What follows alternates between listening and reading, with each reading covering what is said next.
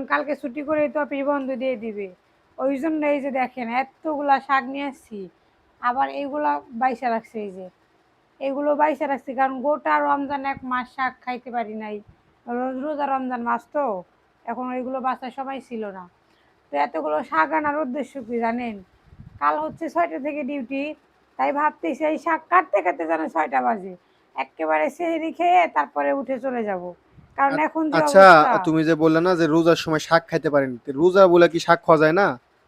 যেহেতু সেহরির সময় যে এইটুকু ভাত খাই, এখন ওইটুকু সময় ঘুমে ঘুমে ভাত খাই, কি দিয়া কি খায় বলো? শাক দিয়ে তো খাওয়ার একটা সময় থাকে, কারণ চাকরি করে এসে আস্তে ধীরে খাবো পেট ভুইয়া, আর সেহরির সময় তো খাওয়া যায় না।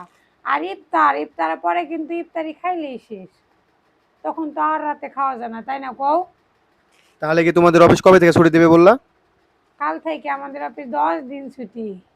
10 দিন? হ্যাঁ, কার অফিস কয়দিন ছুটি অবশ্যই কিন্তু ভিডিওতে কমেন্ট করে জানাবেন, ঠিক আছে? আর আমাদের হচ্ছে 18 তারিখ থেকে একদম মানে ডিউটি করে আর কি, 18 তারিখ ছুটি, 19 তারিখ থেকে 28 তারিখ পর্যন্ত, 29 তারিখে আবার অফিস খোলা। আর যেহেতু বাড়ি যাব, হয়তো স্বপ্ন, এখন সবারই স্বপ্ন বাড়িতে যায়, দেখা যাক আমার স্বপ্ন কোথায় যায়। আচ্ছা, বাড়ি যায় না, আচ্ছা, যাই এখানেই হোক, থাকে।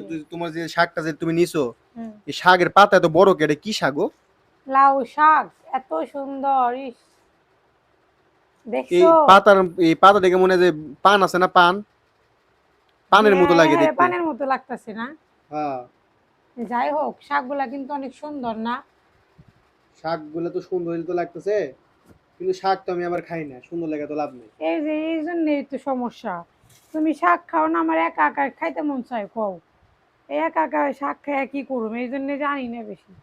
দুজন মানুষ, তার মধ্যে যদি একজন না খায় আর একজন যদি খায় হয়, এরকম একা একা ভাল লাগে না। আর এই যে বাড়ি যাওয়ার কথা বললে, রাস্তাঘাটে যে পরিস্থিতি, কেমনে বাড়ি যাবে তুমি? জানি না, মনে হয় না এবার আর যাওয়া হইব, যে অবস্থা। আর ঈদেতে বাড়ি না গেলে হয়? দুইটা তুমি, ঈদে ছুটি আচ্ছা, পাই বাড়ি তো টানা। যাবে বুঝলাম, তুমি জ্যামটা দেখছো, রাস্তায় কি পরিমাণ জ্যাম ধরছে। আজকে অফিস যাবার সময় দেখলাম স্ট্যান্ডে নেমে গেছিলাম, হ্যাঁ। আজকে স্ট্যান্ডে নেমে গেছিলাম অফিস যাওয়ার সময়। আর পথ তো আর এতটুক না, অনেক দূরের পথ। আল্লাহ, সকালবেলা স্ট্যান্ডে নামাই দিছে, একটা গাড়ি নড়তেছে না, বাইপেলের একটা গাড়ি নড়াচড়া নাই, তাহলে কত কেমনে সবাই বাড়ি যাবো, কি অবস্থা।